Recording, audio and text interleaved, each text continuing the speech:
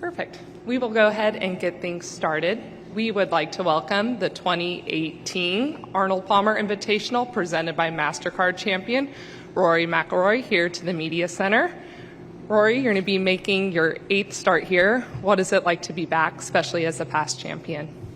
Yeah, it's always good to be back at Bay Hill. I didn't play this event for the first few years of my career, and then finally came here in 2015, and don't think I've missed a tournament since. So we all know what Arnold Palmer means to the PGA Tour and to the game of golf in general. So it's always nice to be here and try to sort of remember his legacy and remember what he meant to everyone. And he was probably the catalyst with maybe a few other guys of why we're here today and why the game of professional golf is at such a high level. So nice to be here, nice to pay our respects, and looking forward to another good week.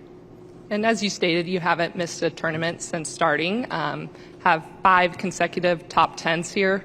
What about this course and this tournament really clicks with your game? Yeah, I don't... It's one of these courses that I don't feel like I have to do anything special to compete. I can play within myself. You take care of the par 5s here. You play conservatively the rest of the way, especially how the golf course here has been set up the past few years. You play for your pars, and then you try to pick off birdies on the par 5s and some of the easier holes. And if you just keep doing that day after day, you're going to find yourself around the top of the leaderboard. So, it's been a course that's fit my eye from the first time I've played here, and just one of those courses that I enjoy coming back to and feel like I can contend at. Thank you. With that, we'll open up with questions to the media. If you have a question, go ahead and raise your hand, and we will get a microphone over to you. We will open it up here with Rex in the middle golf channel. Rory, congratulations on finishing 3rd, I think, on the PIP. Do you understand Thanks. What's that? Thanks. Do you understand exactly why you ended up 3rd, and were there any surprises on the list for you when you saw the top 10? Not really. I mean, you look at you look at the 10 guys that are on there, and they're 10 guys that are up around the top of the game or have been around the top of the game for a long time.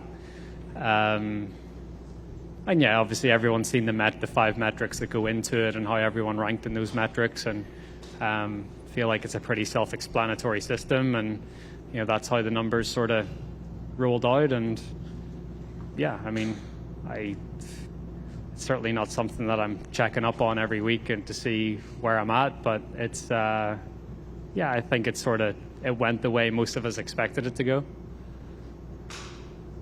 We'll stay here in the middle, right behind Rex.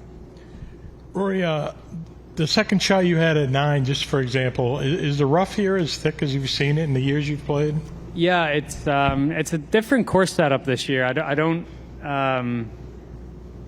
quite not understand, but it's a departure from what they've done the last few years. The rough is thick off the fairways, but then what they've done is they've taken out a lot of these runoff areas off the greens where historically it's been you'd miss a green, it would run off, and you'd still have you'd chip off short grass, for example, and now that's all just been filled in with rough. So even left of the first green, sort of right. There's just so many areas that there were runoffs and sort of tight areas, which I think lends itself to the better chippers of the golf ball. That's been sort of taken away this year, and I don't quite understand why they've done that, but it's definitely a different test than one in previous years. And also, as you ramp up for this big stretch of golf tournaments, what are you kind of waiting to see in your game? What is it you're kind of looking for as you do the run-up? Just consistency. I felt like the 3 tournaments that I've played this year, I've played pretty well. I had a pretty solid week at Riviera without doing anything really special. Had a good weekend. I think just more of the same. I've driven the ball pretty well. I've seen a bit of an improvement in iron play. My short game's been really good. So, I mean, if anything, just getting the consistency to a point where I feel like I can play like that day in, day out. And but the game feels good. So just sort of trying to keep doing what I'm doing. And we'll go over here on the right. Hey Rory. I'm just wondering if there's anything specific in your golf swing that Michael's helping you maybe get back to or work on technique-wise.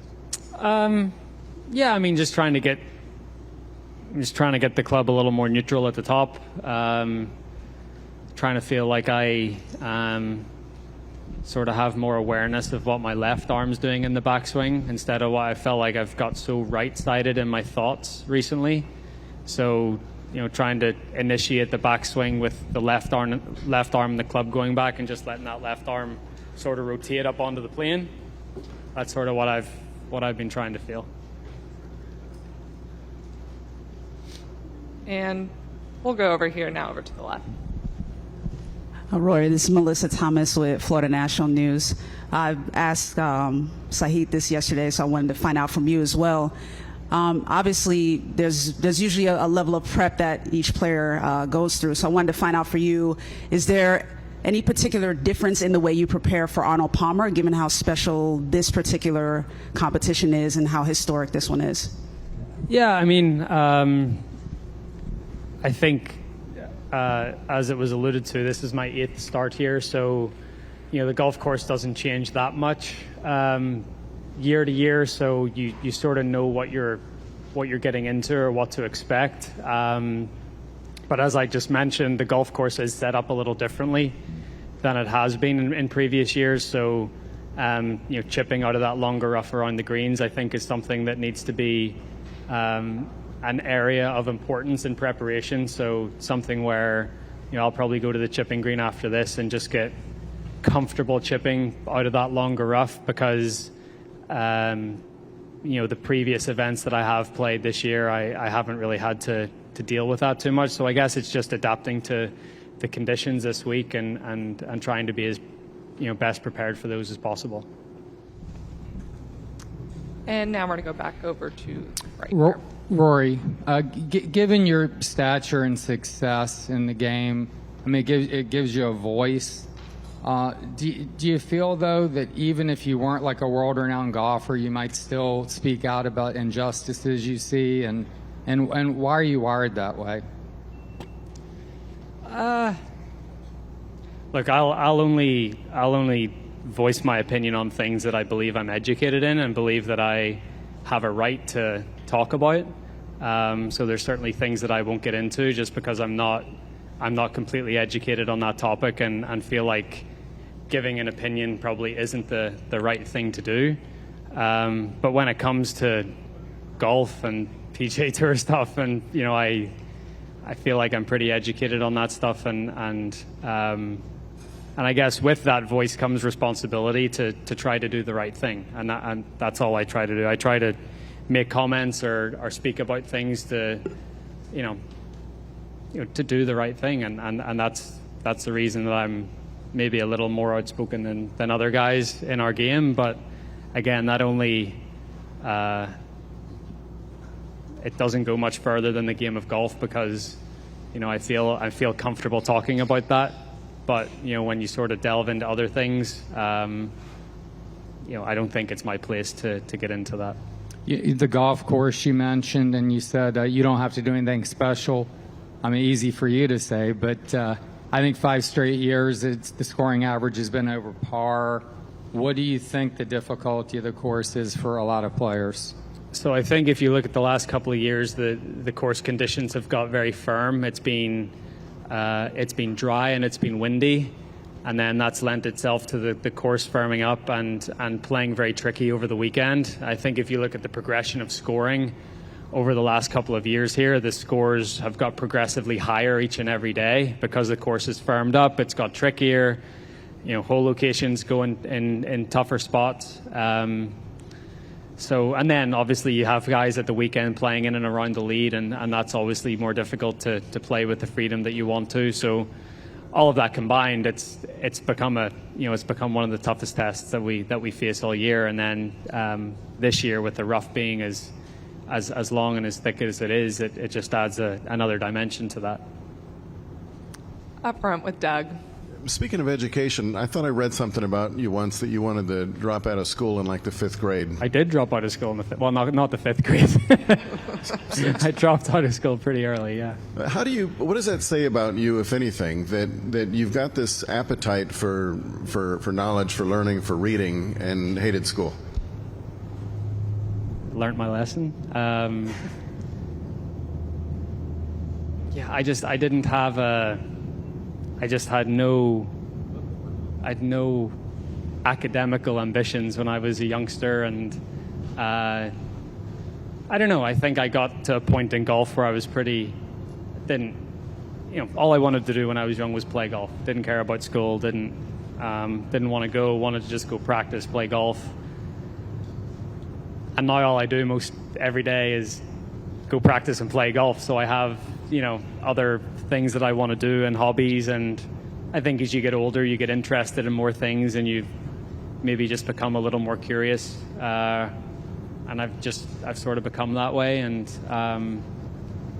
but again, I'm the first one to say I don't know. I know a little about a lot, but I'm not as smart on a lot of things as I am maybe on golf and things in and around this world.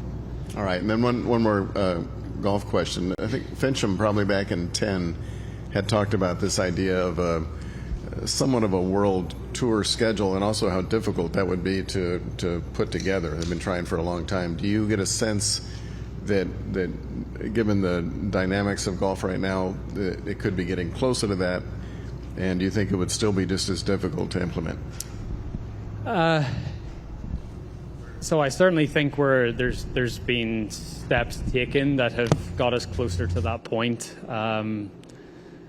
Obviously, this strategic alliance between DP World Tour and the PGA Tour, PGA Tour buying a stake in European Tour Productions, Jay having a seat on the board in Europe. They're certainly working much closer together, which is a great thing. I think that's it needs to be that way.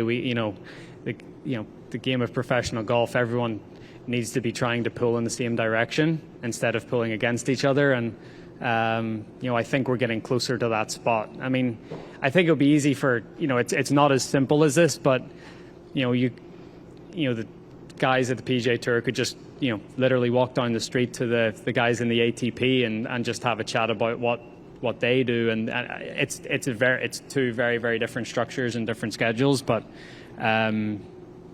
I think there is a path where one day it might still be two tours running side by side, parallel to each other, but basically it would be a global tour or a global schedule.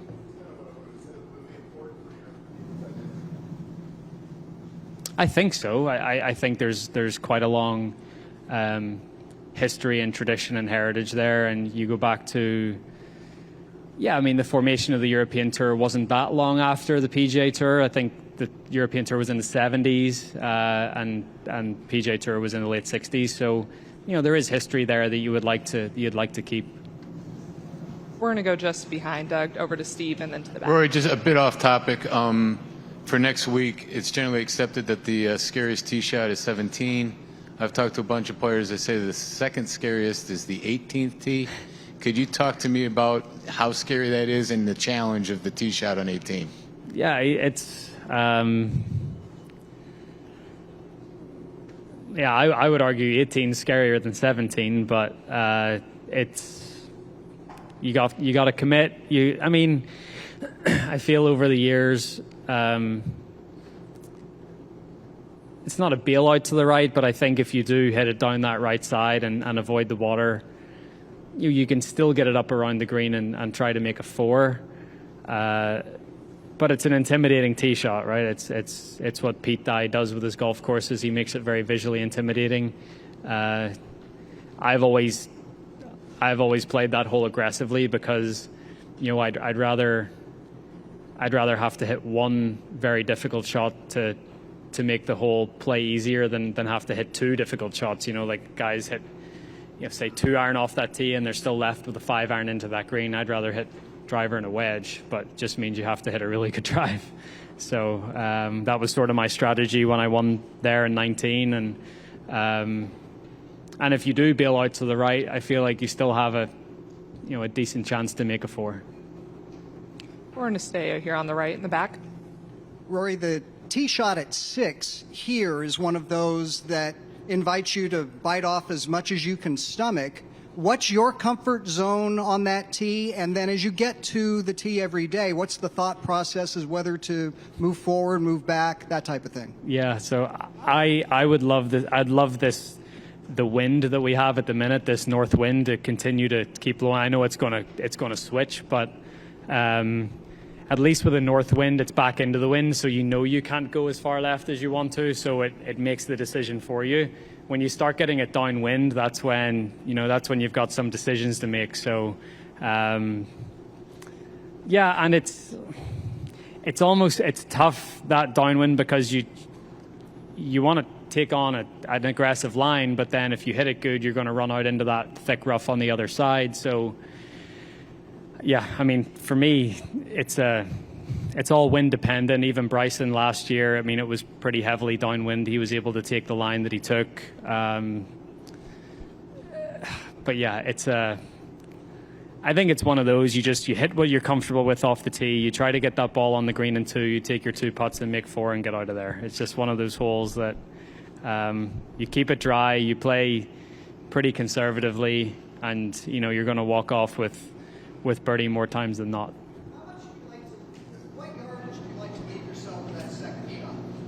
I mean, the last 2 days I've had 5-iron in, sort of been right around 200 yards front, 205 front, something like that. We'll go over here with Bob. Rory, in the years that you've gone to Augusta prior to the Masters, have you gone there on a scouting mission, or has it been more to just enjoy it and take it all in and have a good time? And also, are you planning on going this spring prior to Masters Week?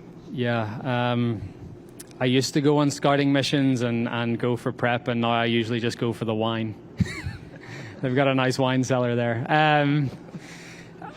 I probably won't go up early this year. I'm playing next week. In fairness, I do have 2 weeks off after the Players before San Antonio, so I might find my way up there at some point. But and as well, there has been a couple of changes on 11 and 15 that I've heard about that I would like to see, and especially not getting in, playing the week before and probably not getting in there until the Monday. I might go up there for a night or two and have a little look around, but I haven't made any plans yet. When you do go, just to, maybe if your dad's with you or whatever, do you find those some of the more enjoyable times, or do you have a hard time not thinking about the tournament? No, they've always been my favorite times at Augusta, is going up with members and playing with my dad, and putting the jacket and tie on and going for dinner in the clubhouse at night. Those are great experiences, and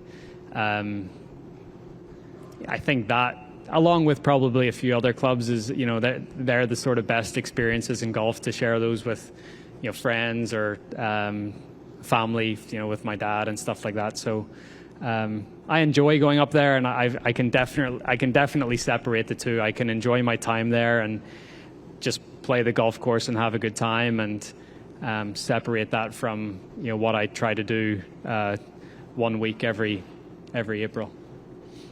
We'll stay here in the right center. Rory, appreciate you talking to us today. Are you surprised that so many golfers and sponsors have separated themselves, distanced themselves from Phil, who's one of the legends of the game, or do you think his comments were so volatile that was necessary? And how unfortunate is the whole situation? Yeah, it is unfortunate. I think Phil has been a wonderful ambassador for the game of golf. Still is a wonderful ambassador for the game of golf, and it's unfortunate that a few comments that he thought he was making in confidence or off the record got out there and were not used against him. But this whole situation is unfortunate. But look, Phil will be back. He's I think the players want to see him back. He's done such a such a wonderful job for the game of golf, and he's represented the game of golf very, very well for the entirety of his career. So look, we all make mistakes, we all say things that we want to take back, and no one's different in that regard. And but we should be allowed to make mistakes, and we should be allowed to be ask for forgiveness and for people to forgive us and move on. So hopefully he comes back at some stage, and he will, and people will welcome him back and be glad that he is back. And sticking here on the right corner. Thank you. Roy, I thought, to Doug's point about your schooling, I think the headmaster at Sullivan told me years ago that you scored 1310 on your SAT. So, but that's I was going to say something there. I'm not even going to go there, but it's fine.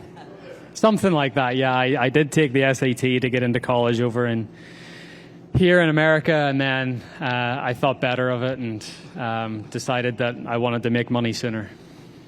Roy, I know you to be a student of the world and what's going on, and you've traveled all over the world. The world is such a tender place right now. What do you do to sort of put that aside so you can focus on your day job? I try to look at the news once a day and just sort of leave it at that. You sort of try to keep up to date with current events and everything that's happening. And but I guess I have to understand that sitting in my position right here in Orlando, Florida, there's not much that I can say or do that's going to help the situation. So I can just focus on what's most important to me, which is my family and my golf, and live my life. And we have time just for a few more. We're going to go center and then finish up here with Kathy. Rory, I saw the video of your win here and was watching you put on that red cardigan and how happy you were.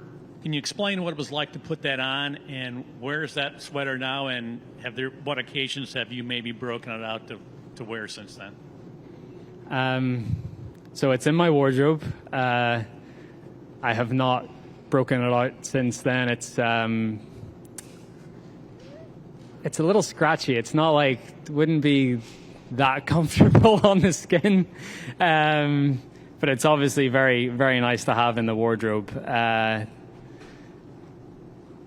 But yeah, it's the tradition, the cardigan. I think it's one of the coolest trophies that we have in golf. I wish Arnold would have been around to be with me on the 18th green. Then that would have been the icing on the cake. But I got to spend a couple of years with him here in 2015 and 2016, and I'll always appreciate those times that we did spend together. And we'll finish up here on the left with Kathy. Rory, do you think all PGA Tour players should take a turn being a member of the Players Advisory Council? Do you think that would be a good benefit for everyone's understanding of how the business of the tour operates? Yeah, I think so. I've been a member of the PAC now for a few years, and then worked my way up and on the policy board this year and for the next few years. Yeah, it's been an education for me. I certainly know a lot more about tour business now than I did before I started, and it gives you an appreciation. For how hard everyone back in Ponte Vedra works. All the things they do for PGA Tour members. The pension plan, deferred compensation. It's the best structure that. The best structure in sports for a league of athletes or our members. It's just been a real education. I think the more people that want to get involved in it and learn about it, I think it would be very beneficial. I don't think it should be something that should be forced upon the players, but I think maybe the tour doing a better job or being more forthright or whatever. I think having 2 or 3 mandatory player meetings a year maybe isn't quite enough to get the points across that they want to get across. But and I think that's the other thing for PGA Tour members. They have to realize that the PGA Tour executives and everyone that works back in Ponte Vedra, they work for us, and they're trying to do the best job possible for the members of the tour, and all the net revenues flow to us. And but at the same time, we have to keep them accountable and make sure that they're doing a good job. And from what I've seen over the last few years, they handled the pandemic well, probably better than most other leagues did. They came out of that financially very, very strong. Probably 2021 was their best every year in terms of financials, and there's more and more revenues flowing to the players each and every year. So, I feel like they're doing a really good job, and I would be the first one to put my hand up and say if they weren't. But right now, I appreciate the job that they're doing, and I hope most people on the PGA Tour appreciate that too. That's all the time we have for questions. Rory, we thank you for taking the time to talk with us, and we wish